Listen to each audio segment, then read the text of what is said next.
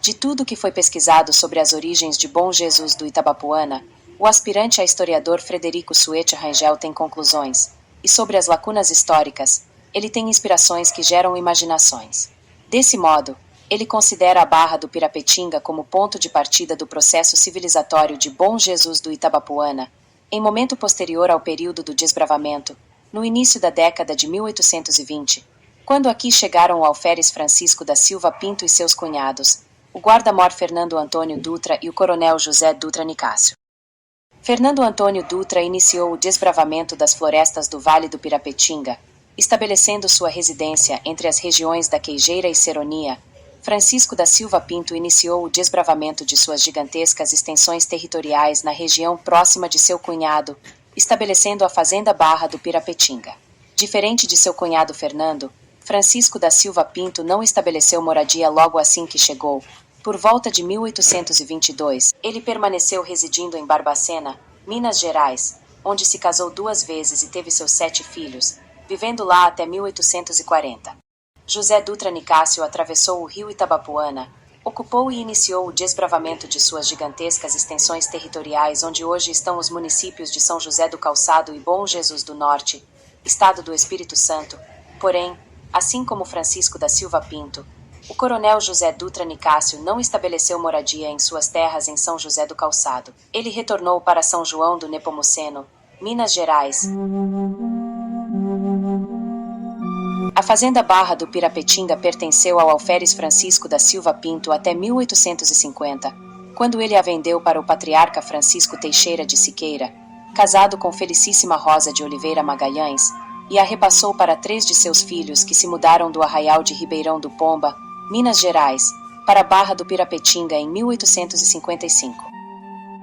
Em 1859 chegou Ana Rosa Teixeira e seu marido, Francisco José Borges, ambos trazendo as relíquias sagradas do Divino Espírito Santo, a coroa e o cetro, e juntos com Francisco Teixeira de Siqueira iniciaram as bases da devoção à coroa do Divino, estabelecendo assim a identidade cultural açoriana no Vale do Itabapoana.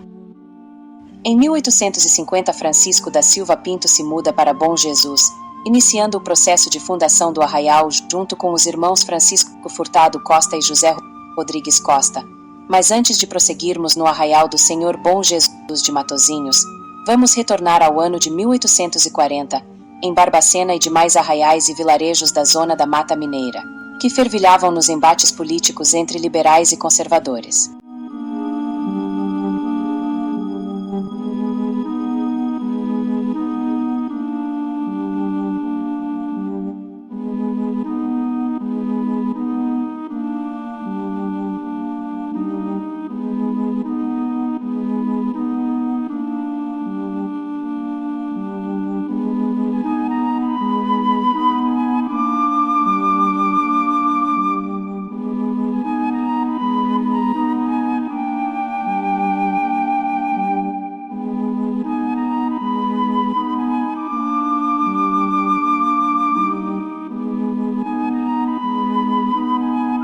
Foi a partir do dia 23 de julho de 1840, com o Senado aprovando a redução da maioridade legal do imperador Dom Pedro II, iniciando o Segundo Império Brasileiro que se intensificou as disputas entre os dois grupos, destacando que o golpe da maioridade que encerrou o período regencial foi articulado pelos liberais. A medida visava eliminar com os muitos impasses e crises políticas vividas no período regencial. No entanto, os desdobramentos após a aprovação da antecipação da maioridade legal do imperador elevou as tensões de forma irreversível em direção ao confronto armado.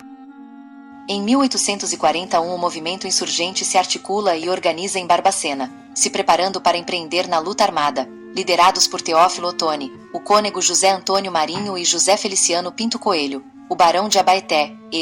parente do alferes Francisco da Silva Pinto, que também se envolveu na insurgência junto com seu cunhado coronel José Dutra Nicásio e o padre Germano Gonçalves de Carvalho, cunhado de Antônio Dutra Nicásio, esses dois estabelecidos em São João do Nepomuceno.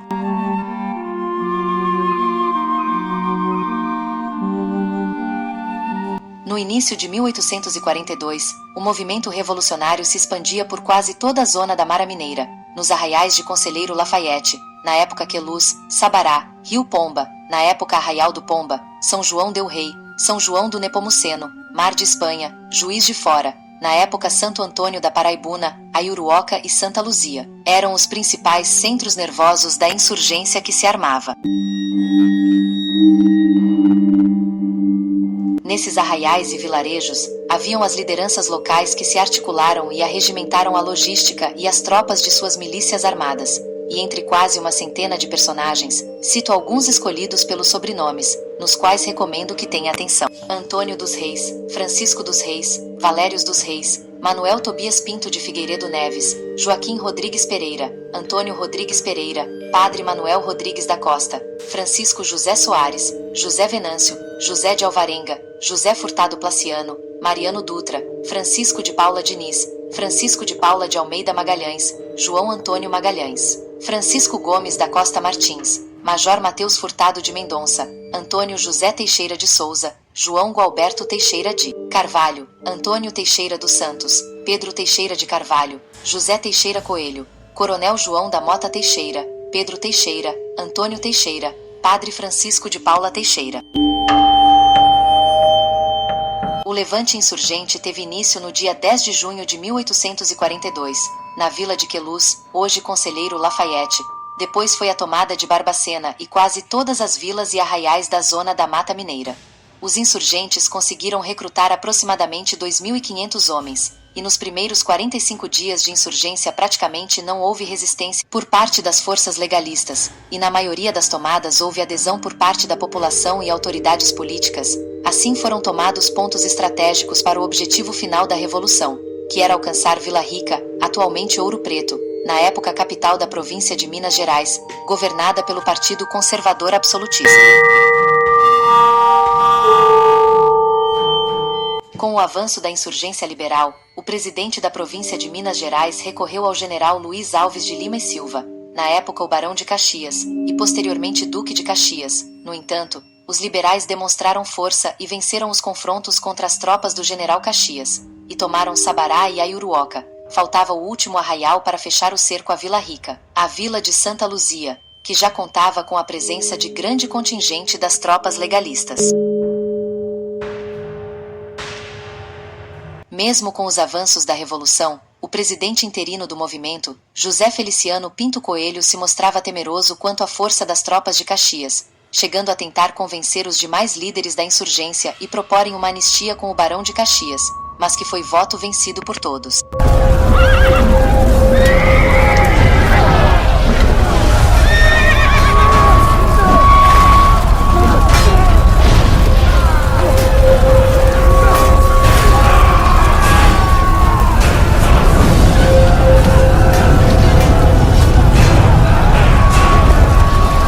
José Feliciano deserdou a frente de batalha, mas os insurgentes marcharam em direção a Santa Luzia e no dia 20 de agosto de 1842, se deu um dos confrontos mais sangrentos da história do Brasil, com a batalha resultando em mais de 1.000 mortos de ambos os lados, e aproximadamente 150 insurgentes presos pelas tropas legalistas lideradas pelo general Caxias. Chegava ao fim a Revolução, e iniciava o período de retaliações e perseguições aos familiares dos envolvidos no movimento insurgente.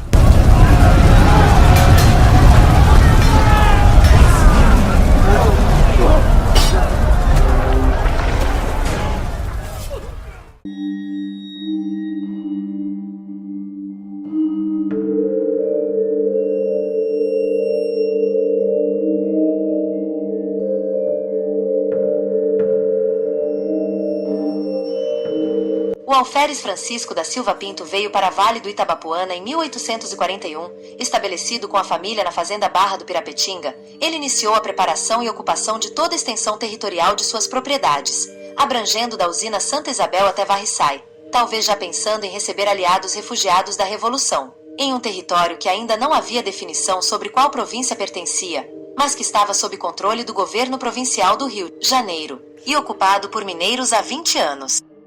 Por ser simpatizante do liberalismo, o presidente da província do Rio de Janeiro não se incomodou com a ocupação mineira, até apoiando, para assim assegurar os limites territoriais em disputa com as províncias do Espírito Santo e Minas Gerais, com os refugiados da Revolução Mineira se estabelecendo e recolhendo impostos para a província do Rio de Janeiro.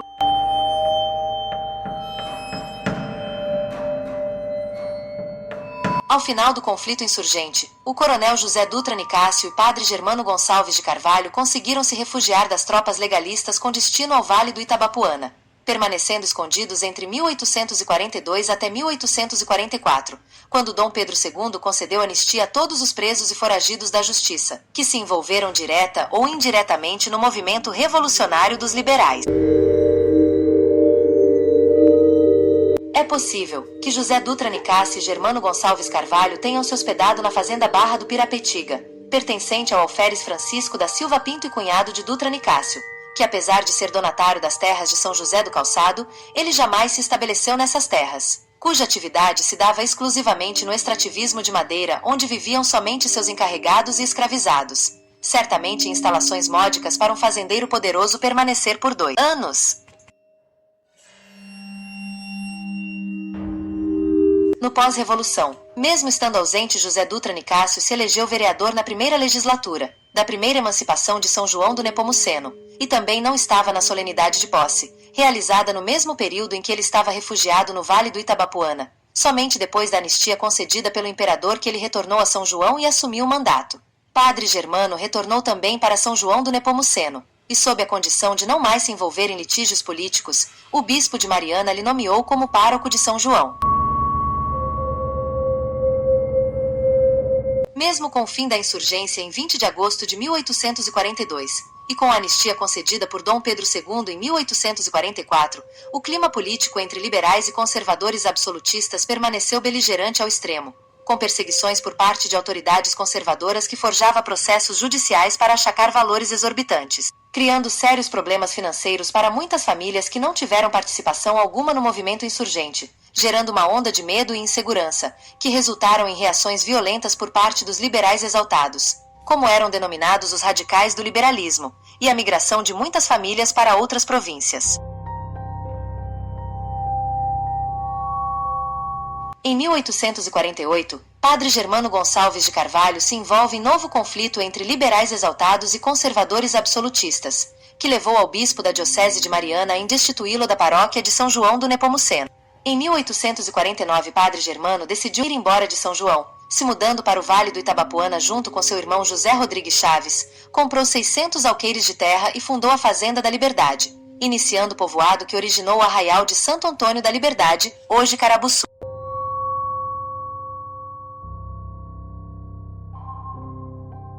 Assim que chegou no Vale do Itabapuana, padre Germano Gonçalves de Carvalho mudou seu nome para Germano Gonçalves da Silva Xavier, em homenagem ao seu tio-avô alferes Joaquim José da Silva Xavier, o Tiradentes, irmão de sua avó, Maria Vitória de Jesus Xavier. Padre Germano Gonçalves da Silva Xavier era profundo admirador do legado político de seu ancestral inconfidente, e dele se inspirou nos ideais do liberalismo, daí dele ter dado o nome de Liberdade para a fazenda que ele fundou.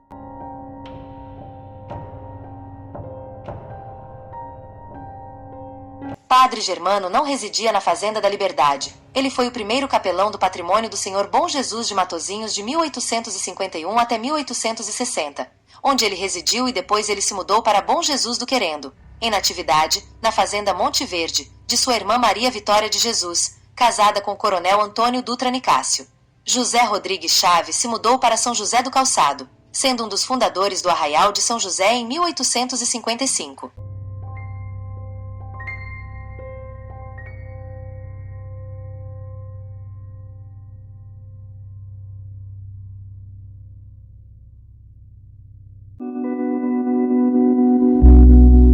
Com o cenário conflituoso nos arraiais e vilarejos que foram palco dos confrontos entre insurgentes e forças legalistas, muitos dos familiares dos envolvidos decidiram ir embora, e alguns desses vieram para o Vale do Itabapuana, podendo observar que os primeiros que chegaram a partir de 1849 têm sobrenomes dos personagens envolvidos na Revolução que foram citados nesta obra. Em 1850, chegaram na vizinhança da Fazenda da Liberdade Manuel Furtado da Costa e o capitão Jacó Furtado de Mendonça, ambos com os mesmos sobrenomes dos envolvidos citados. Em 1851 chegaram nas terras de Santana do Itabapuana, pertencentes ao alferes Francisco da Silva Pinto, o coronel Felisberto Antônio Gonçalves e o capitão Francisco José Diniz, e fundaram o arraial de Arrozal de Santana, hoje Rosal, ambos com os mesmos sobrenomes de personagem envolvidos na Revolução. Também Também em 1851 chegaram os irmãos José Rodrigues Costa e Antônio Furtado Costa, que se estabeleceram na região do Soledade, ambos com os mesmos sobrenomes de personagens envolvidos. Um pouco depois chegou Manuel da Costa Soares, que se estabeleceu na Serra da Cristalina, também com o mesmo sobrenome de revolucionários. E um pouco mais adiante chegaram 10 irmãos da família Teixeira de Siqueira, com a maioria se estabelecendo entre Barra do Pirapetinga, Rosal e São José do Calçado. O sobrenome Teixeira é o mais citado entre todos os personagens envolvidos na Revolução Liberal de 1842, inclusive com 6 personagens citados entre presos e mortos na Batalha de Santa Luzia, tendo também personagens com sobrenomes Magalhães e Alvarenga que participaram da batalha final da Revolução. Um dado peculiar reforça a tese do refúgio de familiares de insurgentes liberais no Vale do Itabapuana, quando se observa que, exceto nos casos de Padre Germano, Jacó Furtado de Mendonça e Manuel da Costa Furtado, todos os demais citados adquiriram terras do alferes Francisco da Silva Pinto, nos dando indícios de se tratar de um movimento organizado e planejado, com fazendeiros recebendo diversas famílias migradas de Minas Gerais para o Rio de Janeiro.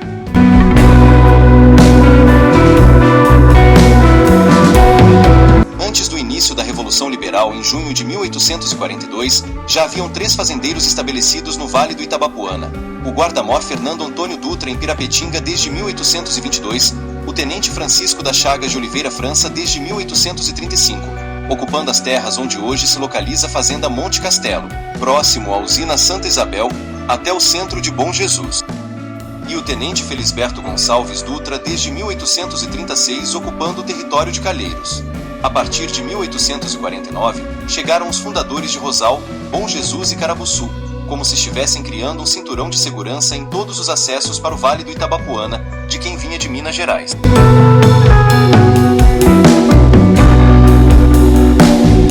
É fato consumado que o motivo econômico foi prioritário quando se iniciou o desbravamento do Vale do Itabapuana. Em 1822, era um movimento migratório mineiro que ocorria também em todo o noroeste fluminense e no sul do Espírito Santo. No entanto, não havia sinais que a intenção desses desbravadores no início da década de 1820 era de se estabelecer e constituir famílias e vilarejos. O alferes Silva Pinto chegou para passear suas terras e iniciar a atividade extrativista. O coronel Dutra Nicásio Jamais residiu em São José do Calçado, e o guarda-mor Fernando Antônio Dutra se mudou para São José do Calçado em 1860, quando encerrou com as atividades extrativista e vendendo as terras desbravadas para iniciar a atividade cafeeira. Também é passível de se considerar que, se não ocorresse a Revolução Liberal de 1842, Bom Jesus do Itabapuana não surgiria pelos personagens que a fundaram, talvez até não tivesse o mesmo nome, histórias distintas.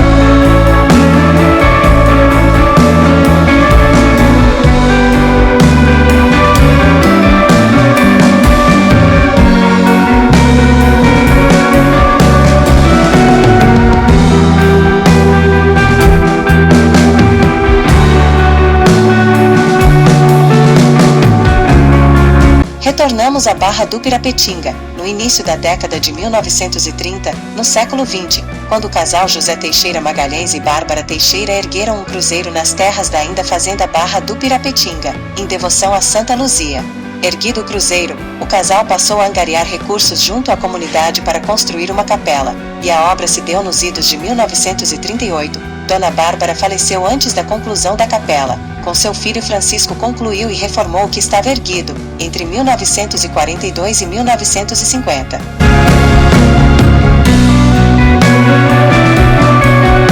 A devoção a Santa Luzia se iniciou no século XX, através da família Teixeira Magalhães, podendo ser por mera motivação espiritual, ou também por influência histórica de seus ancestrais que chegaram na metade do século XIX, trazendo junto com suas bagagens as lembranças traumáticas das turbulências e violências que testemunharam, dos familiares presos ou mortos, e do clima conflituoso que se estabeleceu após a Batalha de Santa Luzia.